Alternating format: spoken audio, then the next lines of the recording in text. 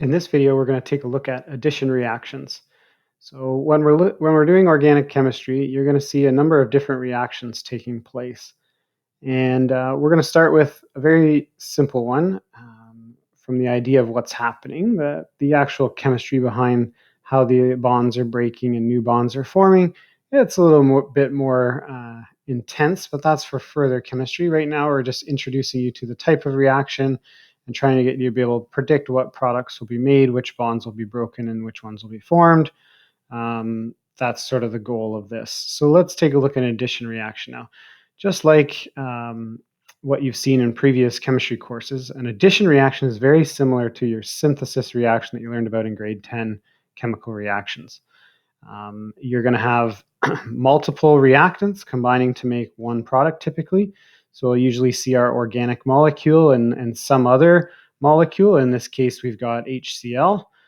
So we're gonna see in this case, we're gonna take that HCl and we're gonna add those components to our organic molecule.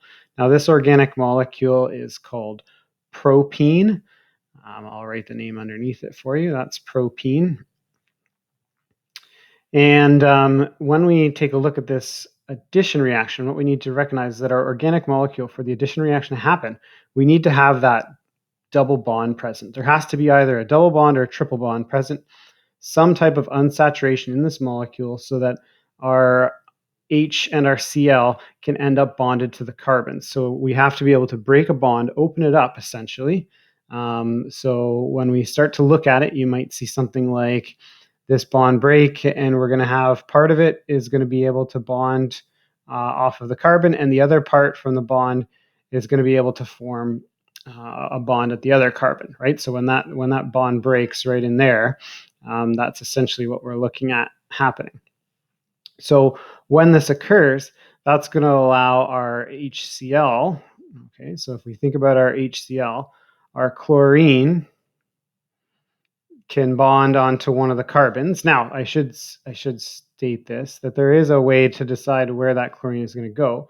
Typically, the more electronegative element goes onto the carbon atom that has less hydrogen attached to it. So that chlorine should end up, because it's more electronegative than the hydrogen, most often it's going to end up on that middle carbon because it only has one hydrogen attached to it.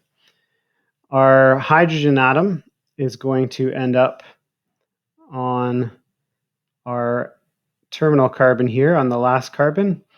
And this follows something that's called Markovnikov's rule, where essentially you talk about the rich getting richer. So that would be your carbons getting the more electronegative element that's got more things that are not hydrogen bonded to it.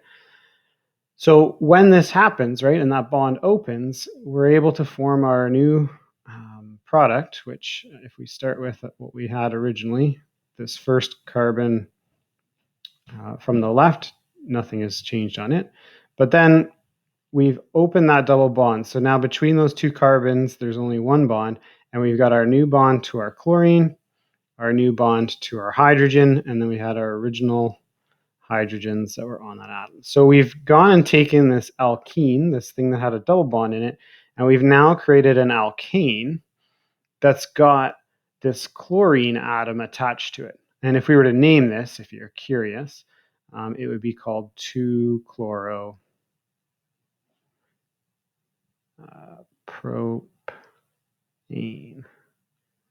Okay, so 2-chloropropane. So at carbon 2, there's a chloro group. That's the chlorine atom. That's attached to carbon 2 of my molecule, and that molecule is a propane. So from an addition reaction, we can take alkenes and alkynes and end up producing alkanes from them. And we can substitute on other groups, like a chloro.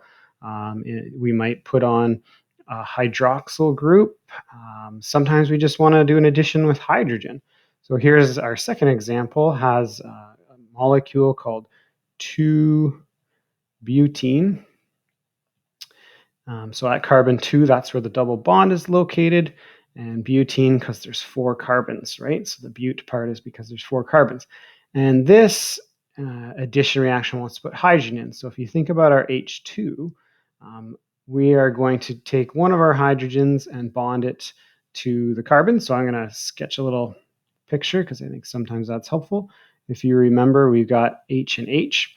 So if we take one of those hydrogens, let's say this one here, it's going to end up attached onto that carbon. So the bond is going to break, and that's what's going to form that bond. The bond will break here, and we will also get a bond forming with this other hydrogen onto that carbon. Right? So when we look at that molecule, we've now opened up that double bond and we put a hydrogen onto each of those carbons. So when we draw this molecule, we're going to have our CH3, our C, and there's my original hydrogen, and here's where I've added my new one. My double bond is now just a single bond, and I'm going to have my CH3 that was there before, my hydrogen that was there before, and my hydrogen that I've added, right, from that addition reaction. So now we've taken that molecule, that 2-butene, and we've added hydrogen to it. We've hydrogenated it. And in order to do that, it takes a catalyst.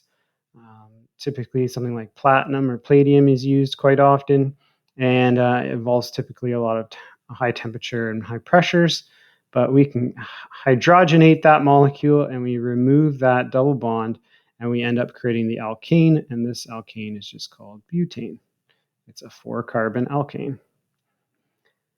So these are our addition reactions, where our double bond or our triple bonds get opened up, and parts of other molecules get added in, one to each of the carbons, right?